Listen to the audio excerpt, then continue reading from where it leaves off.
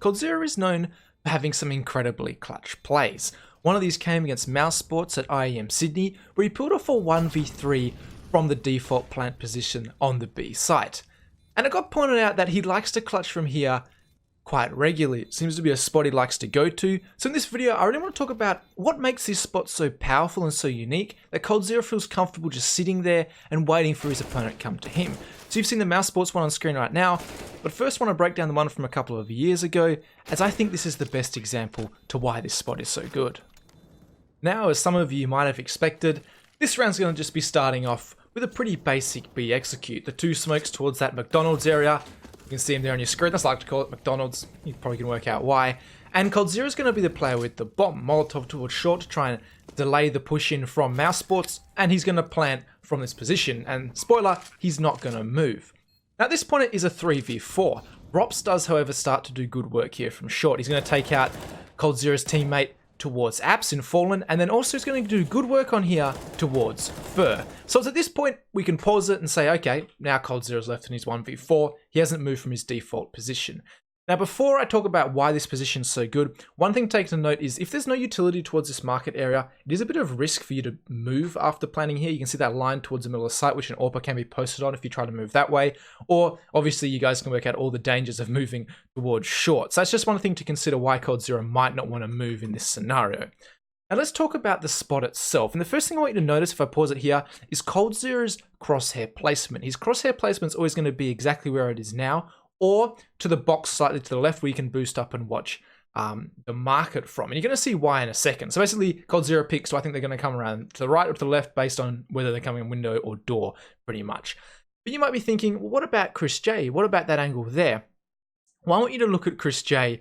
Now, when he's around that corner, Coldzera just shoots him in the side of the head. That's because when you are rounding this corner, you're exposing yourself to bench. So the thing that most players will do is they're going to pre-aim that bench area. Even though Fur was taken out there, it's still the area you want to try and pre-aim, as you can see from Chris J's point of view right now.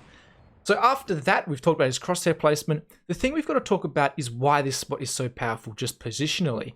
And we're going to work this out from Dennis's point of view. You can see they know where he is from Chris J, and they want to try and pincer onto him. Coldzera, however, knows he's tucked in here, and to get an angle on him from short, you actually have to push in a long way and get very aggressive, which Coldzera doesn't want to happen.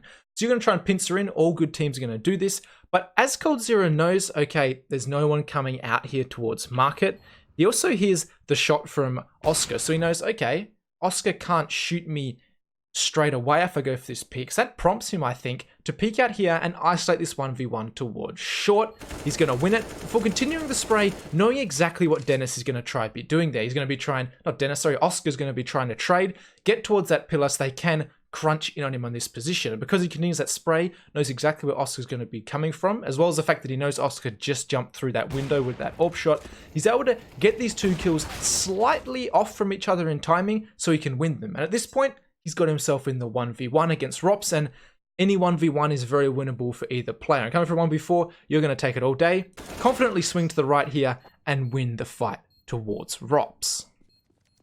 Now let's bring it back to just a couple of days ago, where we saw the clutch I showed at the beginning of this video.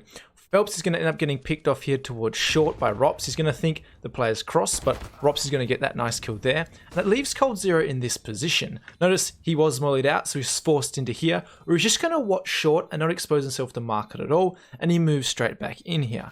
They make the sound cues jumping out window, and you can see he's still not moving. He adjusts his crosshair to the previous clip because he goes, okay, there's a lot of sound coming out that market door. Maybe more likely I get peeked from there. Not going to be the case.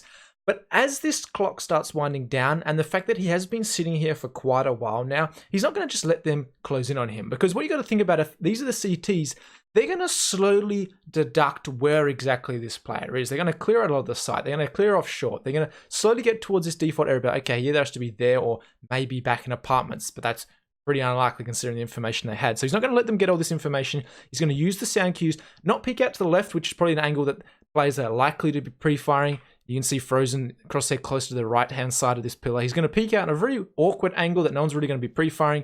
He's going to find the kills on towards Rops. And what I love about this here is not only does he see Frozen? He doesn't actually try and kill him. He backs himself back away here into his corner, and he's going to take the 1v1 to the player that he knows is probably going to be coming trading from the other side, which is going to be Woxic in this scenario. And the patience this man has, he just wants to hold this, wait for Woxic to come around, because look at Frozen's POV. He feels absolutely useless. He's like, I'm so far away from being able to close in on Coldzera's position.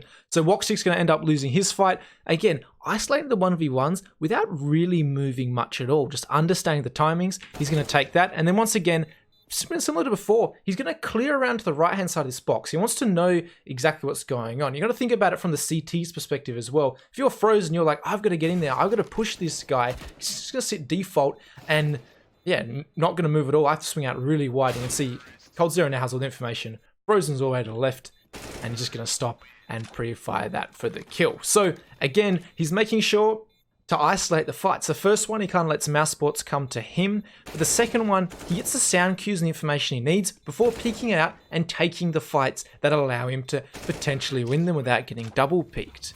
Interestingly, he also applies a similar strategy on Inferno.